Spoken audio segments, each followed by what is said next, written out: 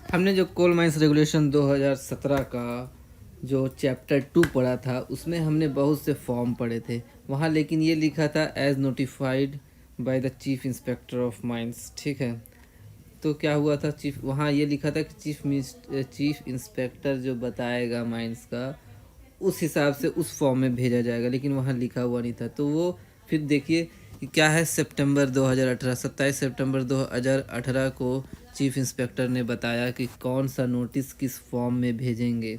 DGMS भी किसके अंदर आता है, जो director general of mine safety, ये किसके अंदर आता है, ministry of labour and employment के अंदर आता है, ये याद रखिएगा।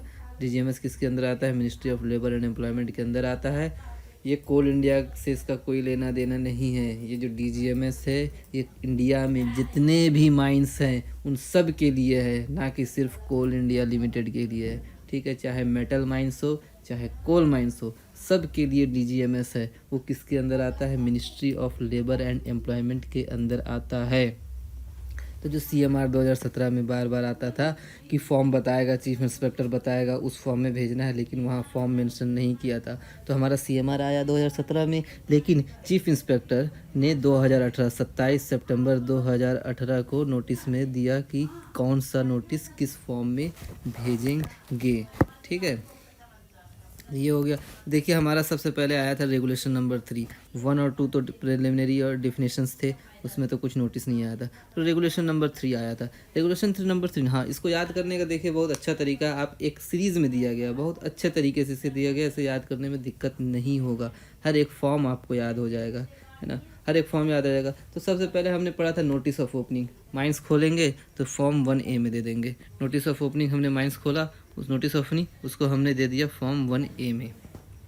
ठीक, ओपनिंग और री ओपनिंग जस्ट ऊपर नीचे है, ओपनिंग और री ओपनिंग जस्ट ऊपर नीचे है, तो नोटिस ऑफ री ओपनिंग हमने दे दिया फॉर्म 1B में। रेगुलेशन 6 है ना, रेगुलेशन 6 नोटिस ऑफ री ओपनिंग, ओपनिंग री ओपनिंग जस्ट ऊपर नीचे है, तो ये नोटिस ऑफ री ओपनिंग हमने दिया फॉर्म 1B में। तो फॉर्म 1C, अगला क्या है, फॉर्म 1C, ये रेगुलेशन नंबर 5 में आएगा। पहला नोटिस ऑफ ओपनिंग री ओपनिंग तो याद हो जाएगा 1A 1B। तो रेगुलेशन नंबर 5 आता है, उसके बाद नोटिस ऑफ क्लोजर अबंडनमेंट। क्या क्या था उस रेगुलेशन 5 में, क्या तो नोटिस ऑफ अबंडनमेंट, क्लोजर और डिसकंटिन्यूएंस था। तो क्लोजर और अबंडनमेंट तो अपन दे देंगे 1C में, और डिसकंटिन्यूएंस किस में देंगे, फॉर्म 1D में देंगे। डिसकंटिन्यूएंस देंगे फॉर्म 1D, जो कि रेगुलेशन 5 के अंदर ही आता है। तो यहाँ जो फॉर्म 1 का चार्ट शो, फॉर्म 1 का ABCD होता है, वो आपको क्लियर हो गया। फिर क्या, फॉर्म 2 चालू होगा। फॉर्म 2 चालू कहाँ से होगा, 2A चालू होगा, notice of change in ownership से आएगा, चेंज इन माइंड। तो क्या क्या था, नोटिस ऑफ चेंज क्या क्या हो सकता है, नेम ऑफ माइंड हो सकता है, उसके बाद ऑनरशिप ऑफ माइंड चेंज होता है, फिर एड्रेस चेंज होता है। ठीक, जब आप वो रेगुलेशन पढ़ेंगे तो उसमें देखिएगा नाम, ऐसी जब रेगुलेशन पढ़ना चालू करेंगे तो ऐसे सीरीज से ही आया। सबसे पहले नाम ऑफ नेम ऑफ माइन आता है, फिर ऑनरशिप का नेम चेंज होता है, ठीक है, notice of change in address होता है, फिर notice of appointment of agent और टर्मिनेशन। पहले अपॉइंटमेंट होगा उसके बाद ही ना टर्मिनेशन होगा। तो देखिए उसी तरह से चेंज इन माइंड में, नेम ऑफ माइंड में 2A, ऑनरशिप में 2B, और एड्रेस में 2C, appointment of agent manager में 2D और टर्मिनेशन में 2E। तो आपको एक बार आप रेगुलेशन पढ़ेंगे तो सब एक लाइन से दिया हुआ है। रेगुलेशन नंबर 7 में पढ़ेंगे तो सब ऐसे ही दिया हुआ है। पहले दिया हुआ है कि माइंस का नाम चेंज होगा, पहले दिया हुआ है कि माइंस का नाम चेंज होगा, फिर ऑनरशिप चेंज होगा, फिर एड्रेस चेंज होगा, अपॉइंटमेंट ऑफ मैनेजर रहेगा और टर्मिनेशन ऑफ मैनेजर रहेगा। तो आप रेगुलेशन पढ़ेंगे तो ऐसे सीरीज से आपको 2ABCDE याद हो जाएगा।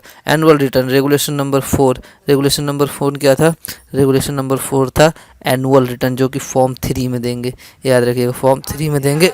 ये पहले भी फॉर्म 3 में था, अभी फॉर्म 3 है, पहले भी ये फॉर्म 3 में था। अब क्या, रेगुलेशन नंबर 8 है, जो कि notice of accident dangerous occurrence है, वो फॉर्म 4A में देंगे। कोई भी एक्सीडेंट होता है तो फॉर्म 4A, ठीक है। अगर कोई पर्सन किल्ड हो जाता है, मर जाता है, इंजर्ड हो जाता है ना, कोई पर्सन पर्टिकुलर और डिसीज्ड और इंजर्ड पर्सन कुछ भी होता है तो उसको 7 दिन के अंदर देते हैं फॉर्म 4B में, रेगुलेशन 8 के अंदर ही आएगा।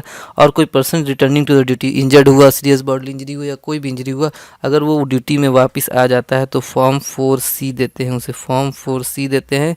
और ये आपको 15 दिन के अंदर देना रहता है, यहाँ नहीं लिखा लेकिन 15 दिन के अंदर देना रहता है। ये रेगुलेशन नंबर 8 के अंदर ही आता है। अगला क्या है, रेगुलेशन नंबर 9 जो कि नोटिस ऑफ डिसीज़, जो कि notified under section 25 of the mines act. Notice of disease हम 3 दिन के अंदर देंगे फॉर्म 5 में।